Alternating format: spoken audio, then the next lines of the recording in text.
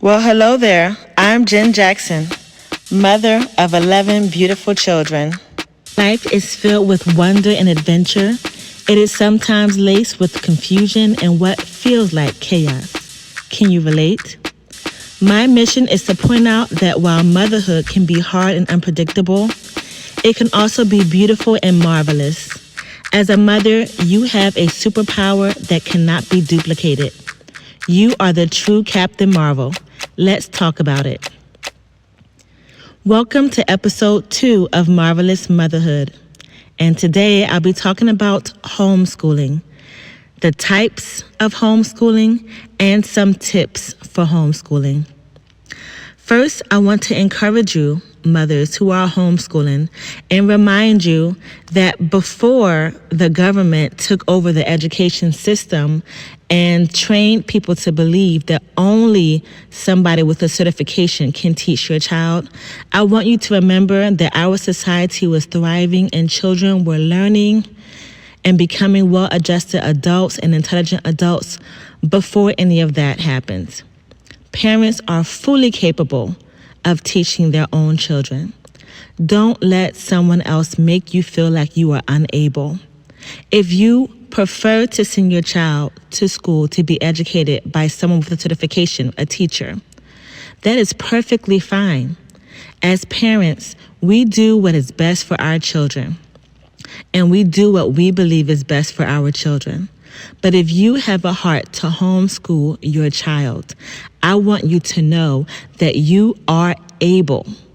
You are intelligent enough. You are capable. So today I'll talk about the different types of homeschooling to consider, some of the main types that are out there today, and I'll talk about some tips to help you to do it well and efficiently. The first type of homeschooling I'm going to talk about today is classical homeschooling. In the classical education, there are 3 main stages. From the ages of about 4 to 12, you have the grammar stage. In the grammar stage, the students will memorize lots and lots of facts. Facts about history, about our world timeline, about Latin, about English grammar, about math, such as mathematical formulas and the times tables. Usually from 1 to 12, but in some cases from the 1 times tables to the 15 times tables. They will also learn facts about science, about the scientific method, about biology, about chemistry, about plant life and animal kingdoms. In the grammar stage, the student will learn many facts that they will memorize through poems, through songs, through chants, and other creative ways to help them memorize it. Because at that stage, children normally and very naturally parrot things and repeat things, and they love repetition. And the next stage, which is normally between the ages of 9 and 14, there is a brief overlap during the ages of 9 to 12, where the child will be in the grammar and the second stage, which is the dialectic stage. The dialectic stage is another normal part of child development. Usually at that age, between 9 and 14, children are starting to ask more questions. When they are young, they repeat what they hear and they believe everything you say as their parent. But as they get older, in the middle school age, they start to ask why. Why is this way? Why do I have to do that way? So during that stage, in the classical education, we let them ask those questions in the academic realm. For example, in the grammar stage, the child may have learned Columbus discovered America in 1492, and they learned that fact and nothing more. But then in the dialectic stage, they might learn why Columbus discovered America. What was he looking for? Who sent him there? How did he have the resources to go there? Who went with him? What was he trying to accomplish? So in the dialectic stage, you learn more details about the facts that you learned in the grammar stage. And after the dialectic stage, the child enters into the rhetoric stage. This is normally from ages 14 to 18, the high school years. In the rhetoric stage, the student learns to give speeches. The student learns to form an opinion about the things that they learned. So, for example, if in the grammar stage, a student learned that Columbus discovered America in 1492, in the dialectic stage, the student started to ask why he was going there in the first place, what he was looking for, who sent him there, etc. Well, in the rhetoric stage, the student can start to form an opinion about whether or not he should have gone. Was it ethical for him to claim that America now belonged to another country? What were the repercussions of his actions? In the rhetoric stage, the child is able to form their opinions and clearly and effectively communicate those opinions. They learn to be persuasive, and they learn to hold conversations around the facts and information that they've learned over the years. The pro of the classical type of education is that it naturally flows with the rhythm of a child's innate learning pattern. And it's a very easy type of education to come in contact with. It's very easy to find other schools and other homeschool co-ops that are using this method. You're never alone when you're doing this method of education. The con could be someone who does not like to learn or teach all of those facts. You may not want to teach your child Latin, which is an important part of the classical education. So there are many pros and cons to all of these different types, but I won't go into detail about all the pros and cons. I want to try to stick with giving you the different types of curriculum to consider and look up. The next type of homeschooling is using a box curriculum. A box curriculum looks a lot like the school systems when you send your child to an actual building, where they have different subjects that are separated. You have your math, your science, your English, your history, etc., your art, etc. But in a box curriculum, another company will send you all of those different lessons to teach. In a box curriculum, they'll even give you a schedule from Monday to Friday or Monday to Thursday, whichever you prefer when you order the curriculum. And it will give you a schedule of what to teach and when. It will come with textbooks for the student, workbooks for the student, and also a teacher guide for the parent.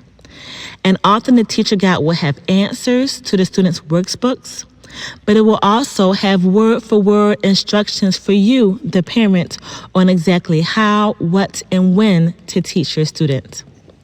The box curriculum takes out any confusion you may have about what to teach your student, and it can help you to make sure you cover all your bases if that's important to you. One of the cons of a box curriculum is that it's very expensive. Normally, it can cost upwards of $250 per child per grade.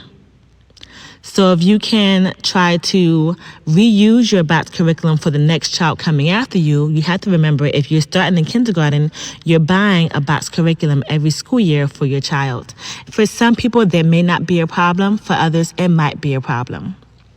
Another difficult thing is that you have a large family.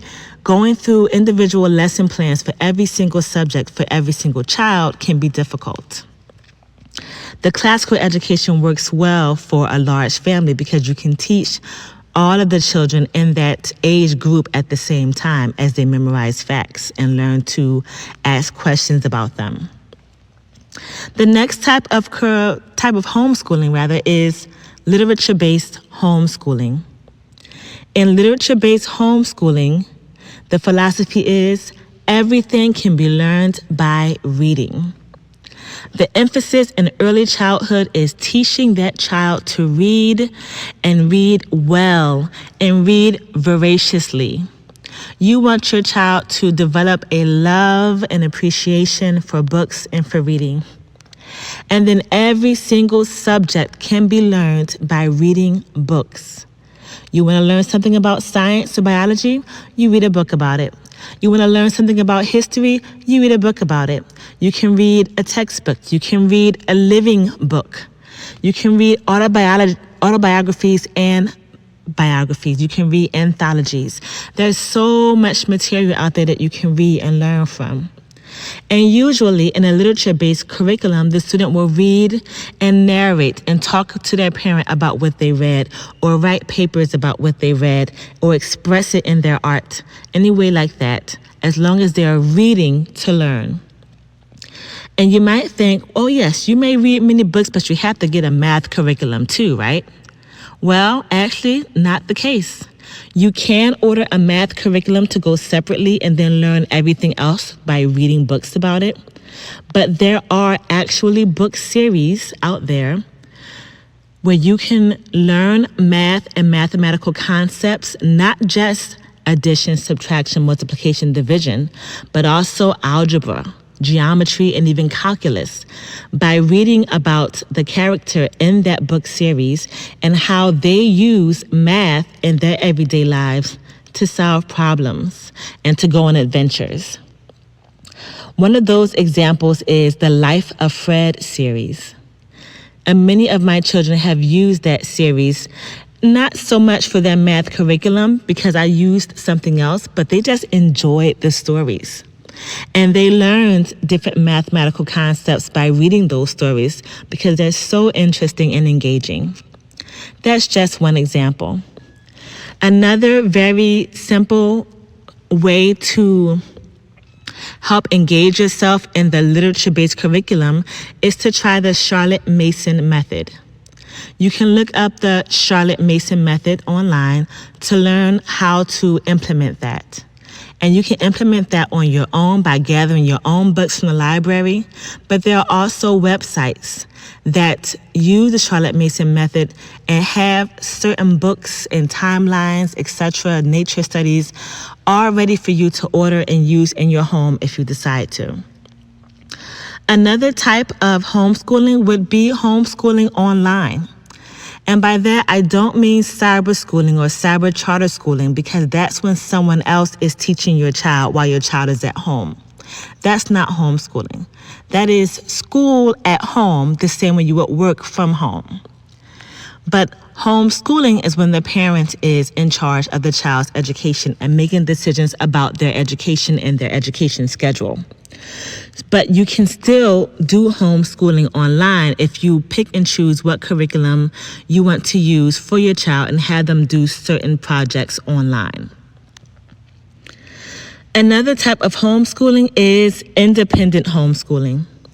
Independent homeschooling is where the parent spends the early years teaching the child basic math concepts and how to read well.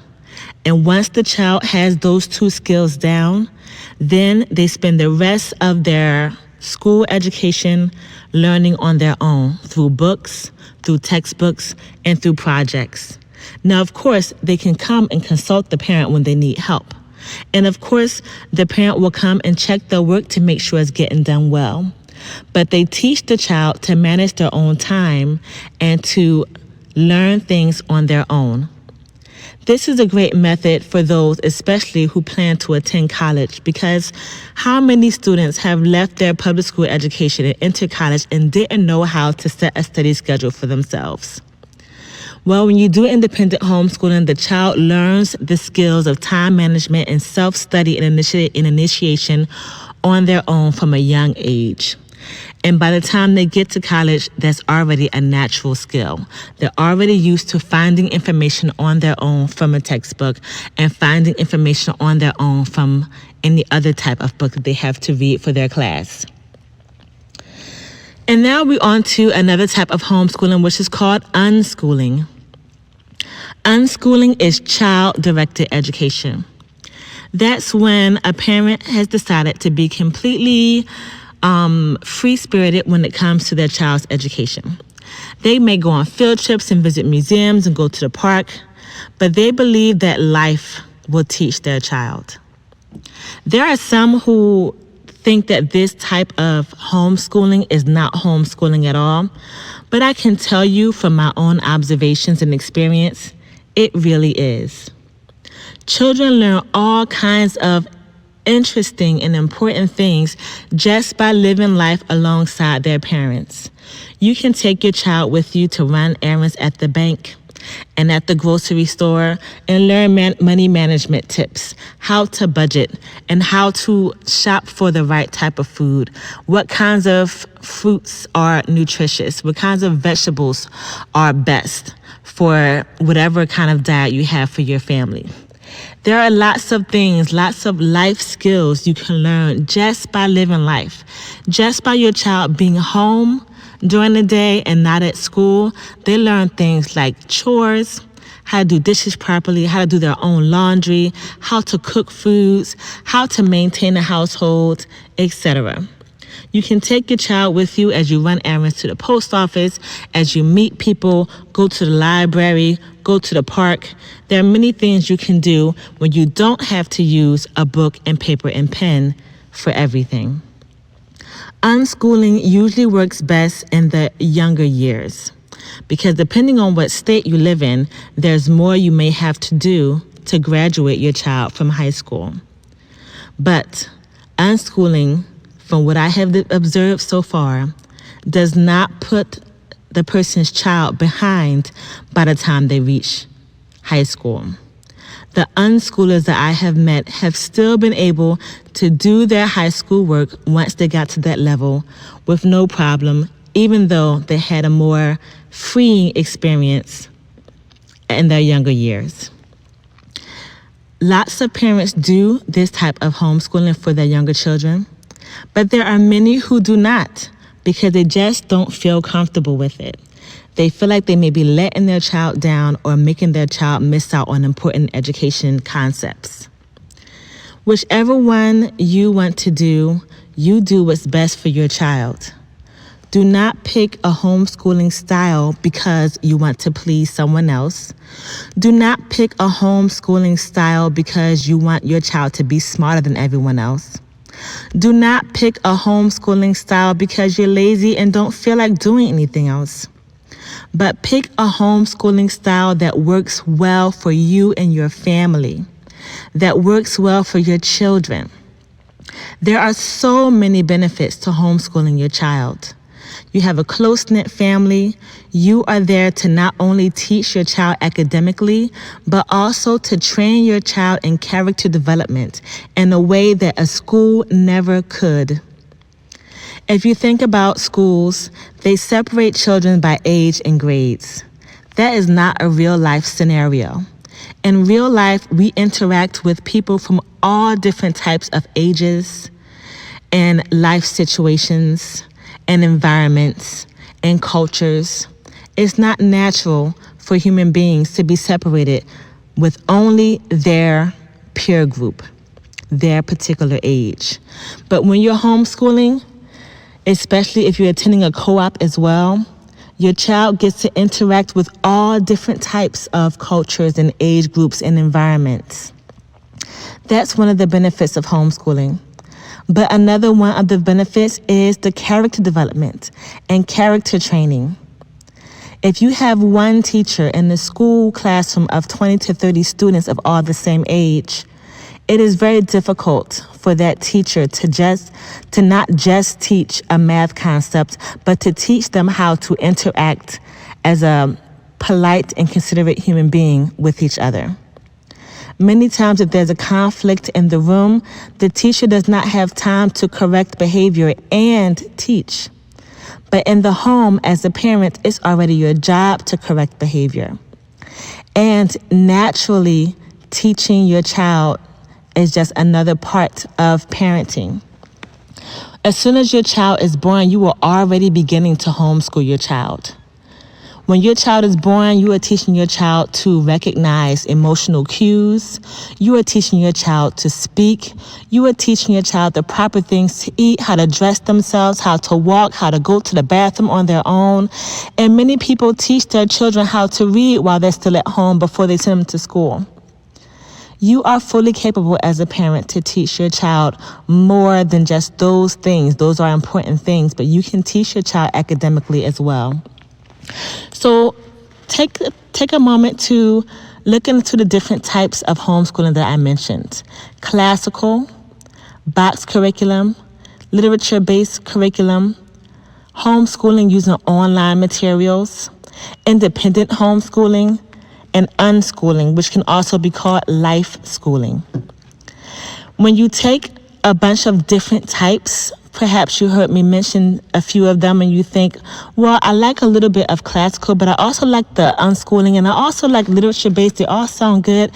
When you, as a parent, take the time to mix and match the different techniques, that is called eclectic homeschooling, which is probably the most popular form of homeschooling. Because unlike a public school system, parents of homeschoolers understand that children are not cookie-cut robots. Children are not well-suited to a one-size-fits-all curriculum. We should not be using a one-size-fits-all education system to teach our children. Our children are unique and they're beautiful. They have different learning styles, and we come from different households and have different family dynamics. Everything's not going to work exactly the same for everyone. So take a look into the different types of homeschooling and pick what works best for you and your family. And as a woman of God, I encourage you to pray and ask God to guide you as you go along and choose the type of curriculum that you're going to use. Now on to the tips. My tip for homeschooling is that if you are just getting started in homeschooling, whether your child is just 4 or 5 years old and you're getting started for the first time homeschooling, or whether you're pulling your child out of school, my number one tip that I give, besides, of course, beginning with prayer for patience and guidance and wisdom, my practical tip is also to join a co-op. You don't have to join an expensive or fancy co-op, but just join a co-op because it allows you and your children to meet other homeschooling families. For your children, it helps them to see that homeschooling is normal and healthy and that they can make friends doing this. But as a mom, it also helps you to interact with other homeschooling mothers and realize that you can do this. While your children are playing with the other children during lunchtime or during recess time at the homeschool co-op, you can sit and chat with other moms about struggles that you're having or questions that you have, and you all learn from each other.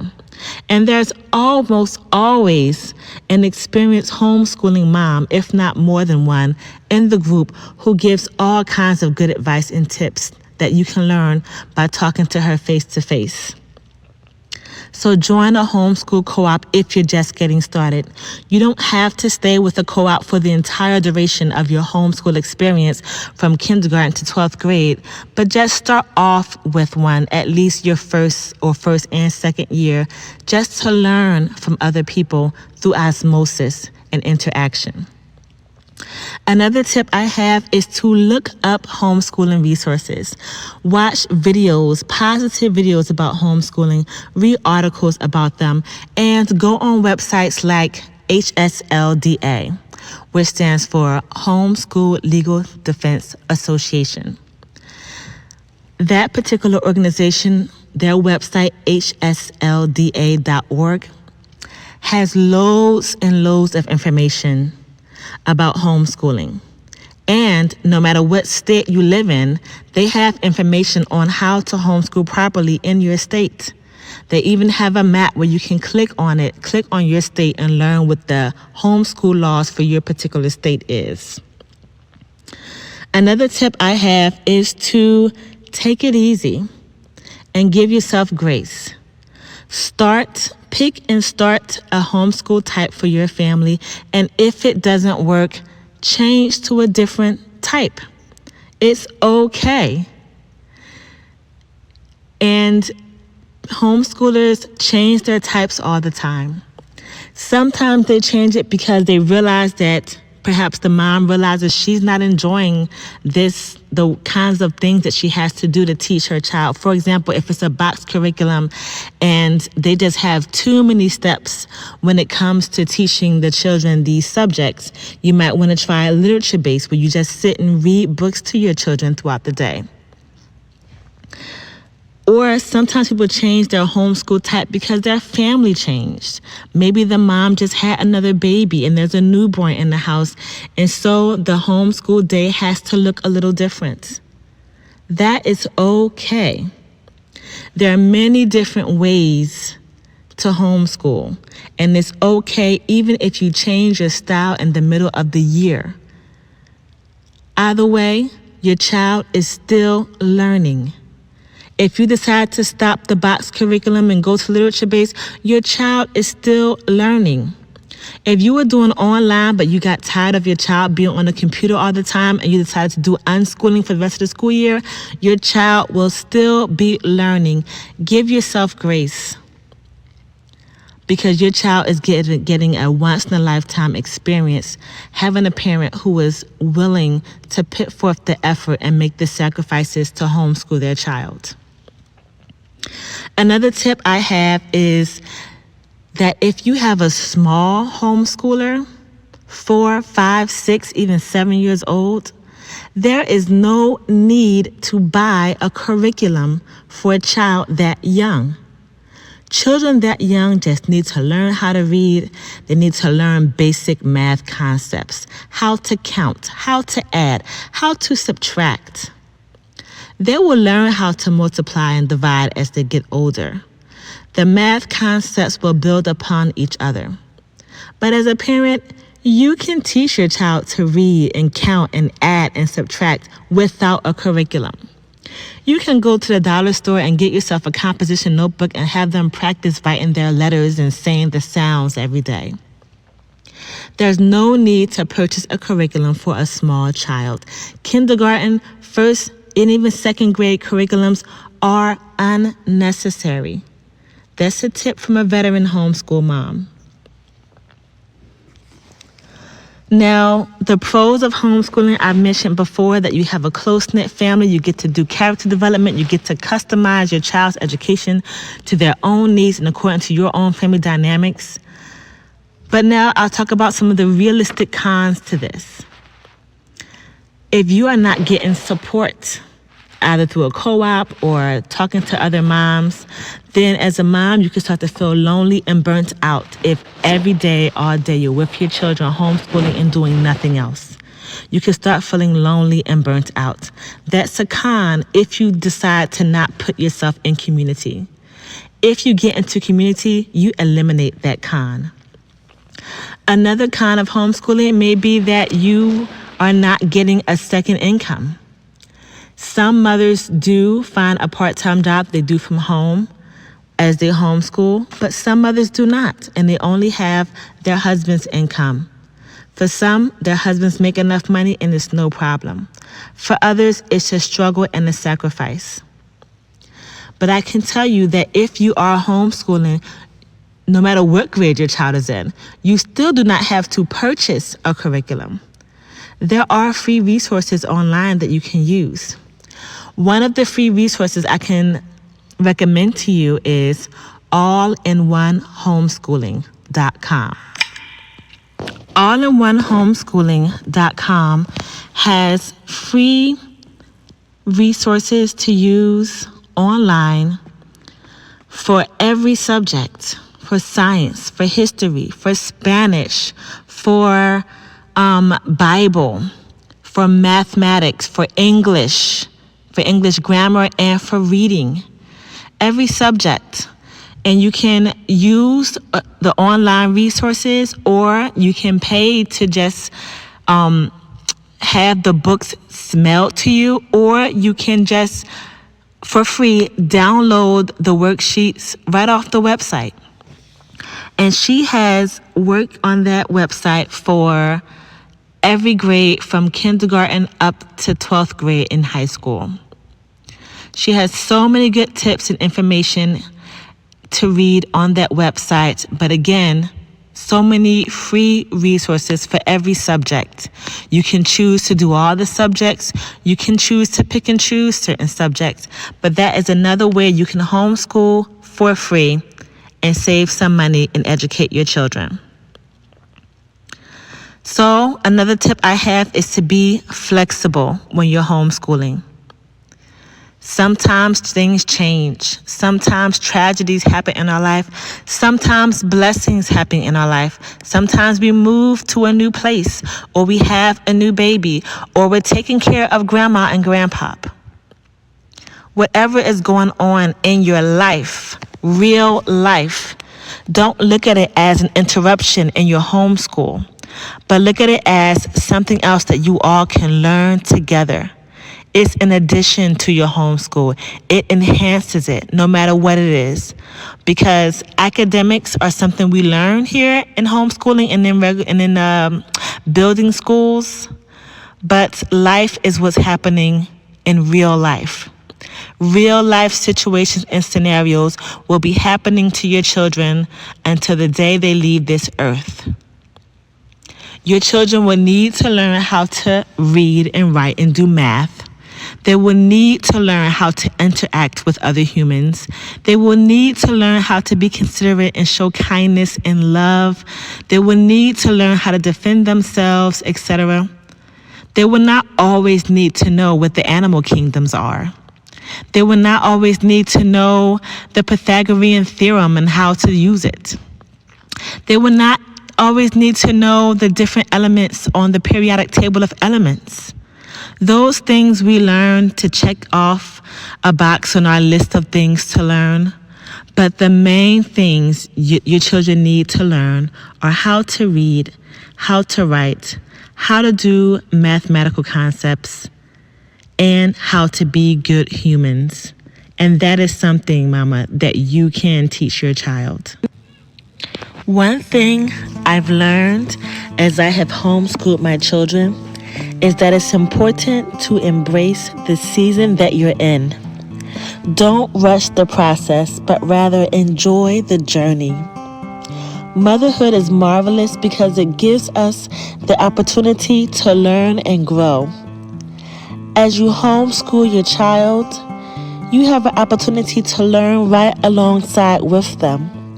And you have the opportunity to learn more about your children than you would have learned if they were separated from you for 8 to 9 hours a day.